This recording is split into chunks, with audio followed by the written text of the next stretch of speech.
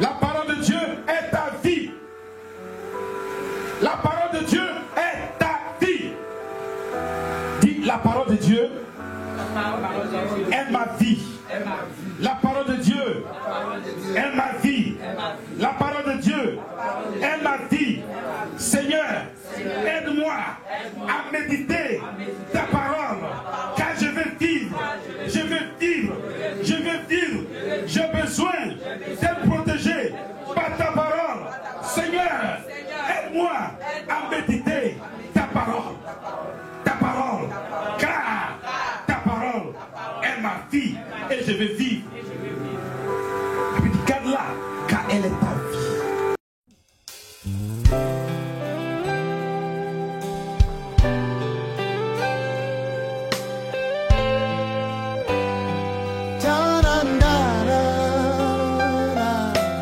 Et puis garde-la, car elle est ta vie. N'entre pas dans le sentier des méchants et ne marche pas dans la voie des hommes mauvais. Verset 15. Évite-la, n'y passe point. Détourne-t'en et passe outre. Alléluia.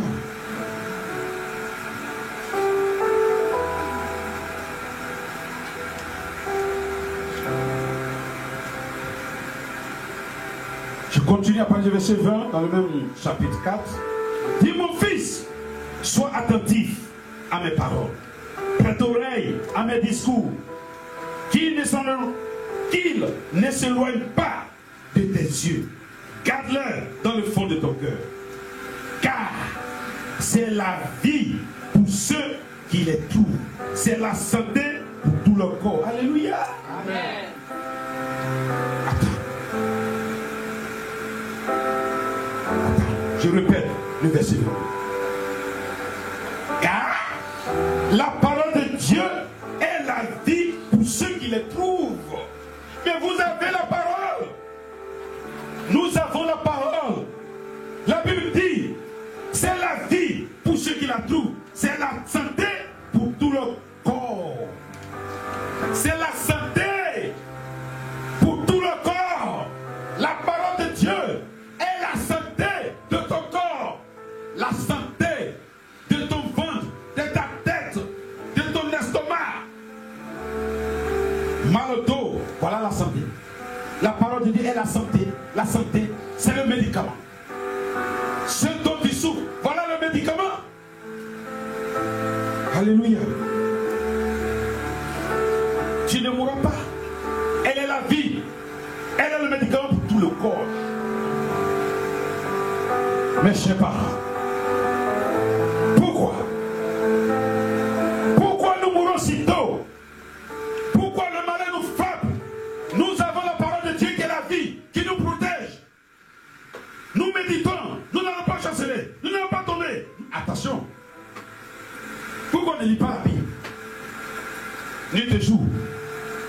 Combien de fois j'ai fait ma thèse en doctorat et j'ai demandé aux gens, combien de fois tu lis la Bible par semaine? Combien de fois? Et un mec qui a osé me dire, mais demande-moi d'abord combien de fois je lis par mois ou par trimestre.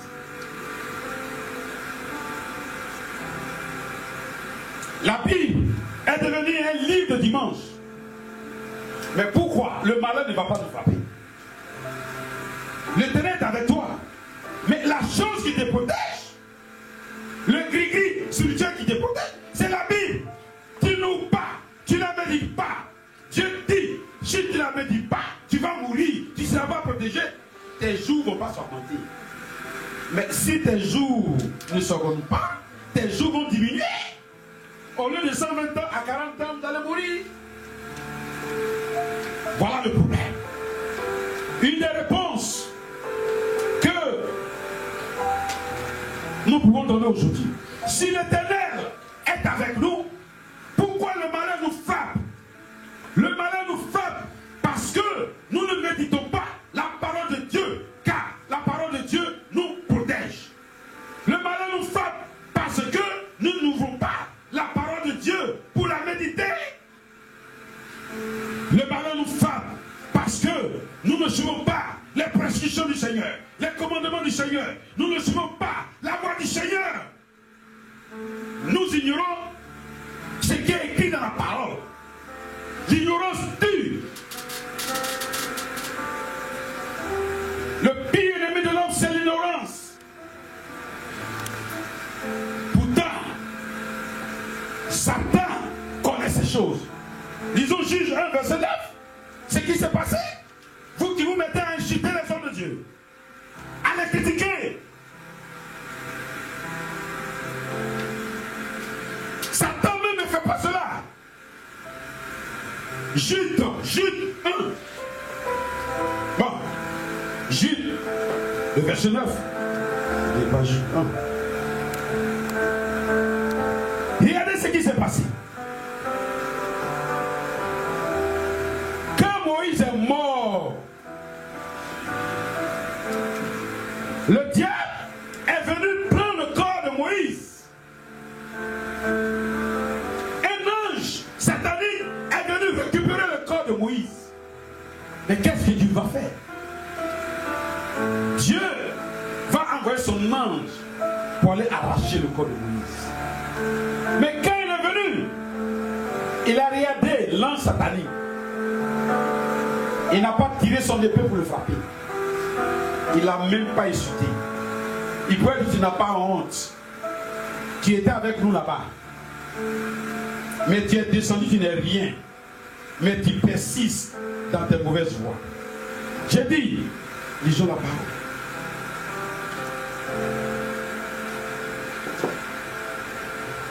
Or,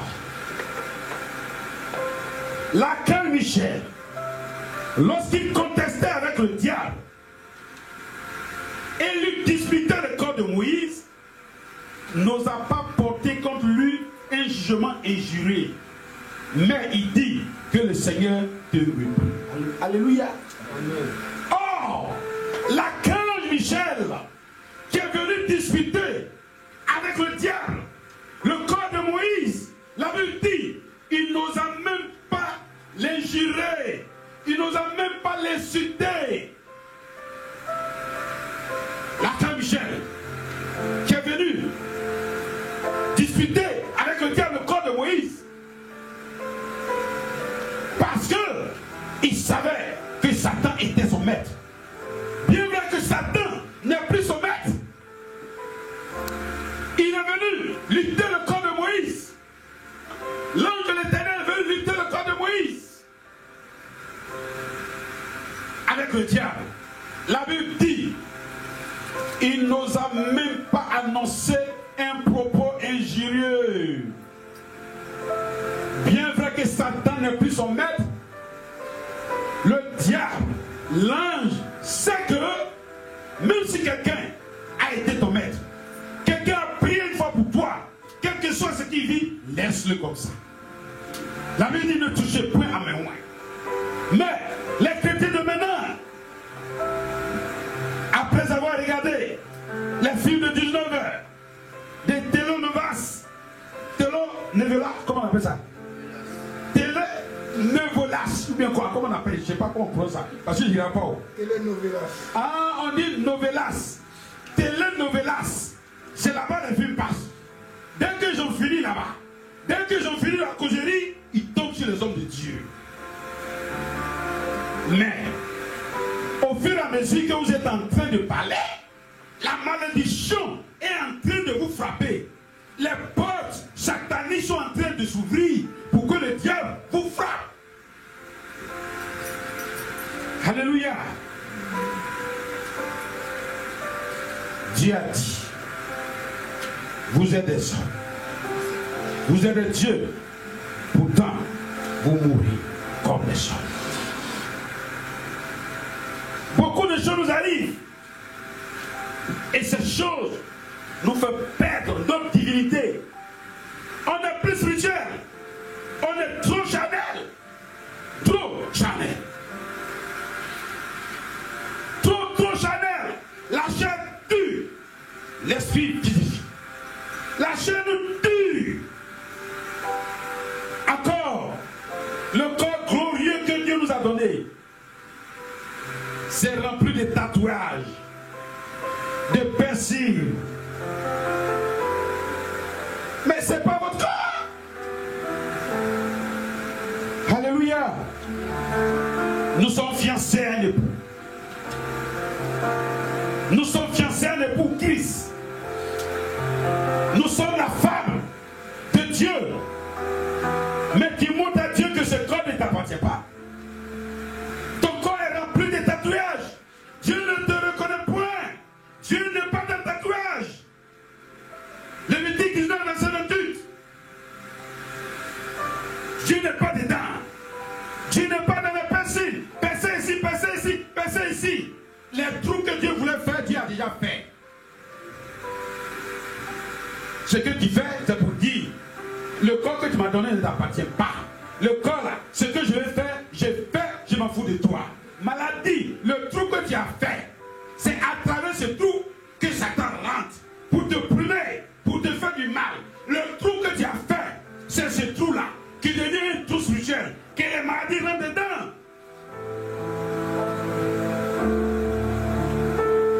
Mais lisons. Parce que si je vous laisse, vous n'allez pas lire à la maison. Lévitique 19, verset 28.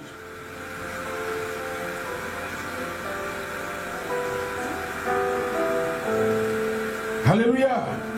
Si l'Éternel est avec nous, pourquoi le malin nous frappe? Pourquoi on n'arrive pas à avancer? Pourquoi on a des problèmes? Je connais Dieu, j'aime Dieu, je prêche Dieu. Voilà pourquoi les choses là, pourquoi le malin nous arrive. Pourquoi le malin nous arrive? Ton corps, tu es malade partout, partout, partout. La Bible dit, Lévitique 19, verset 28, vous ne ferez point d'incision dans votre chair, point mort, et vous n'imprimerez point de figure sur vous. Je suis l'Éternel. Vous n'imprimerez point de figure sur vous.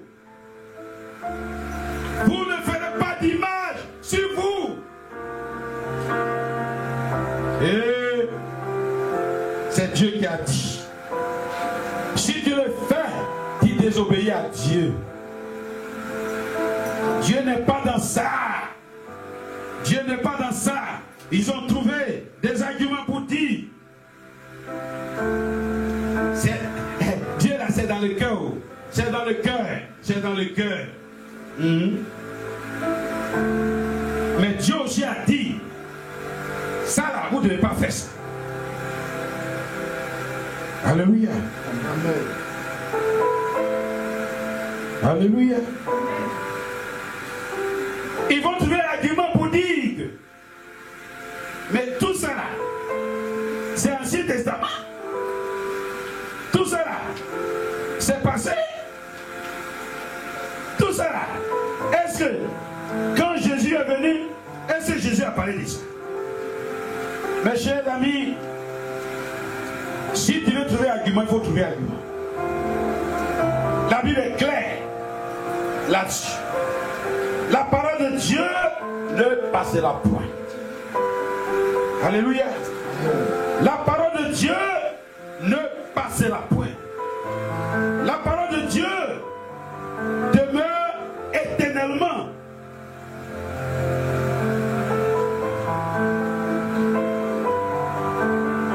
Proverbe 20, verset 20. Vous qui disputez avec votre père ou votre mère, lisez cela. La Bible dit quoi? Lisons, vous allez voir. Il y a des gens qui prennent leur maman de sorcière, leur papa de sorcier, pour le maudire. Ton père est ton père. Ta mère est ta mère. Même si Dieu t'a montré, même si quelqu'un t'a montré qu'elle est sorcière, il y a des choses que tu ne dois pas faire. Je vous montre ces choses pour ne pas que vous tombez sous le coup de la malédiction. Des gens qui ne peuvent pas recevoir leur père ou leur mère chez eux, ils disent qu'elle est sorcière. Attends, entre l'esprit de Dieu qui est en toi et l'esprit de sorcellerie qui est en ta mère, qu'est-ce qui est plus fort? Qu'est-ce qui domine? Et tu prends nous te jours à prier. Au lieu de prier pour que ton père, que tu dis les sorciers, sorcières, se convertissent, tu pries pour qu'il meure. Tu pries pour le maudit. Proverbe 20, verset 20 dit, si quelqu'un maudit son père et sa mère, sa lampe s'éteindra au milieu des ténèbres. Tu ne vas plus voir clair dans la vie. Tu ne verras la journée, tu veux. Sa lampe s'éteint au milieu des ténèbres. Allez-y méditer ça. Si quelqu'un maudit son père, sa mère, sa lampe s'éteint. Quand tu es dans le noir, donc tu es à la merci de Satan et ses démons. Parce que Satan et ses démons là, et dans les ténèbres, ils voient clair. Ils vont venir t'attraper la nuit comme moi. Tu as dit que tu as fait cauchemar. Quand tu te rappelles ce que tu as fait. Aujourd'hui, tu dois te repentir. Tu dois te repentir. Tu as dit de mauvaises choses sur les hommes de Dieu. Vous savez, dans la vie, il y a des femmes qui cherchent mari. Mais les gens les plus dangereux sur la terre, c'est des hommes de Dieu. J'ai eu le courage des femmes qui ont marié des hommes de Dieu. Parce que si vous ne savez pas faire la différence, vous avez des problèmes. Vous avez des problèmes. Parce qu'une femme qui marie un homme de Dieu doit savoir faire la différence. À quel moment je dois prendre mon mari comme mon père spirituel? À quel moment je dois parler mon mari comme un serviteur de Dieu? Et à quel moment je dois le considérer comme mon mari, mon époux? À quel moment je dois le prendre comme mon ami? À quel moment je dois le prendre comme mon camarade? Et attention, si le monsieur se trouve dans une dimension que tu le récupères comme ton camarade, tu as des problèmes. Ah oui, Sarah n'a pas hésité, Sarah connaissait ces choses.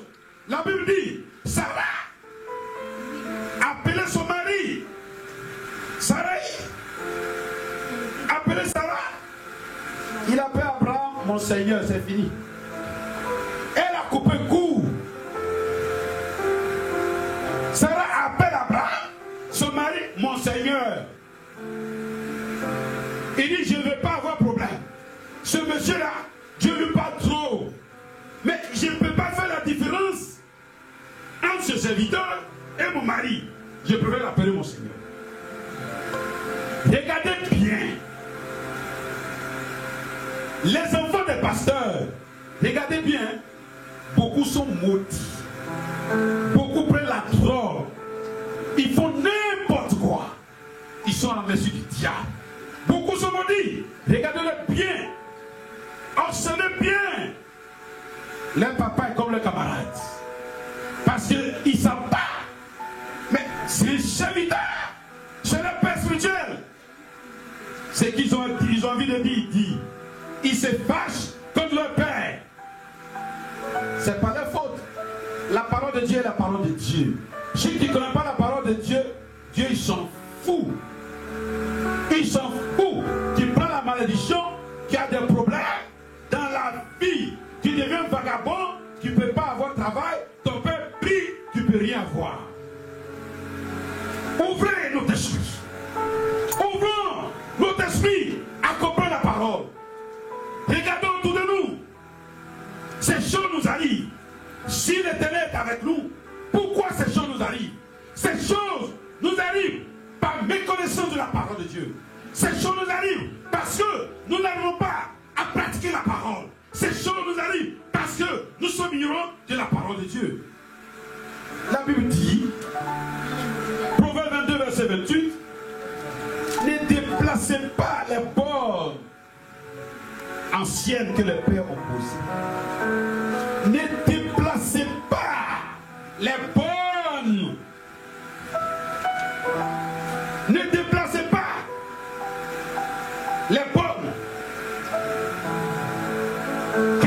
anciens que nos pères ont posés. Ne déplacez pas la situation. La parole de Dieu est la parole de Dieu. Ne venez pas déplacer la parole de Dieu. Alléluia. Quand les gens posaient la question à Jésus, est-il permis à un homme de divorcer? Jésus lui a donné la réponse. Jésus lui a donné la réponse. Jésus lui a dit, ce n'était pas comme ça au commencement. Ce n'était pas comme ça au commencement. Au commencement, les choses au commencement que tu es dans l'Ancien Testament. Tu viens mentir au Saint-Esprit, tu es mort. Ananias, Saphira, qui ont menti au Saint-Esprit. Ces dieux sont morts, ces dieux sont morts. Alléluia.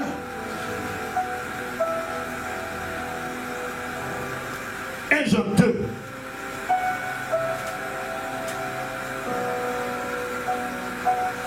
Je vais finir. Bon. C'est vrai, aujourd'hui j'ai été un peu long. Mais il faut ces choses. Il faut ces choses. Nous devons comprendre ces choses. Elles sont utiles. Et Jean 2 à partir du verset 24.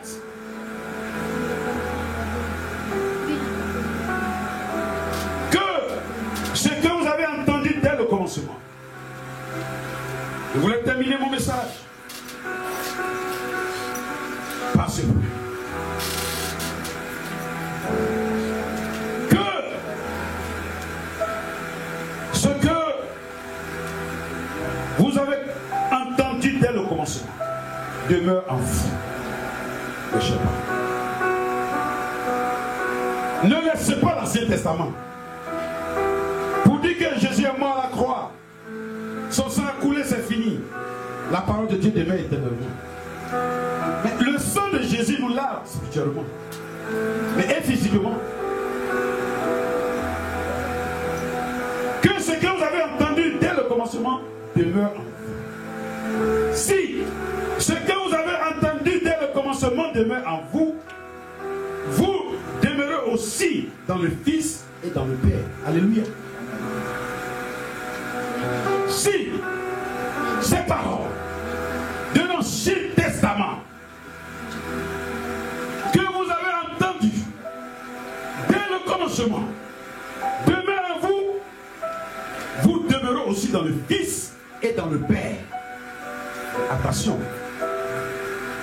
Si le Père est dans le Fils, si vous demeurez dans le Fils et que le Fils est dans le Père, est-ce qu'on peut vous toucher? Le Fils est dans le Père. Mais si vous demeurez dans le Père, dans le Fils, en même temps dans le Père, est-ce qu'on peut vous toucher? Pour qu'on puisse vous toucher, il faut réussir à tuer Dieu. Pourtant, on ne peut pas tuer Dieu. C'est comme le silo. Regardez l'encre noire qui est dedans. Ainsi est l'homme. Maintenant, l'élément,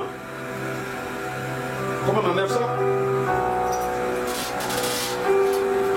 L'encre qui est dans le silo, c'est comme,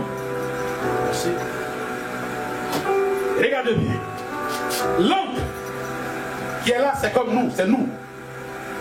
C'est nous. L'élément qui est ici, c'est comme Jésus. Et celui-là est comme Dieu. La Bible dit que ce que vous avez entendu dès le commencement demeure en vous. Si ce que vous avez entendu dès le commencement demeure en vous, vous demeurez dans le Fils et dans le Père. Alléluia. Amen. Tu es l'encre qui demeure dans le Fils et le Fils qui demeure dans le Père. Pour vous avoir, il faut que on arrive à atteindre le Père, on arrive à atteindre le Fils. Et puis là, on peut vous avoir. Si du moins, ce que vous avez entendu dès le commencement demeure en vous, c'est ce qui fait, c'est ce qui nous rend Dieu, c'est ce qui garde notre divinité. Nous avons perdu notre divinité, plus de protection. Il dit, et la promesse qu'il nous a faite, c'est la vie éternelle. Alléluia. La promesse qu'il nous a faite, c'est la vie éternelle. La vie éternelle, parce que personne ne peut tuer Dieu. Donc personne ne peut tuer Jésus, personne ne peut te tuer. Pourquoi vous avez peur des sorciers? Parce que vous avez perdu votre divinité. Il dit, je vous ai prescrit ces choses au sujet de ceux qui vous égarent. Pour vous, l'onction que vous avez reçue de lui demeure en vous. Et vous n'avez pas besoin qu'on vous enseigne. Si vous avez gardé ces choses anciennes, vous n'avez pas besoin qu'on vous enseigne. Mais, comme son onction vous enseigne toutes choses, et qu'elle est véritable, et qu'elle n'est point un mensonge, demeurez en lui, selon les enseignements qu'il vous apporte. Que le nom de Dieu soit béni. Amen. Great and marvelous is your name.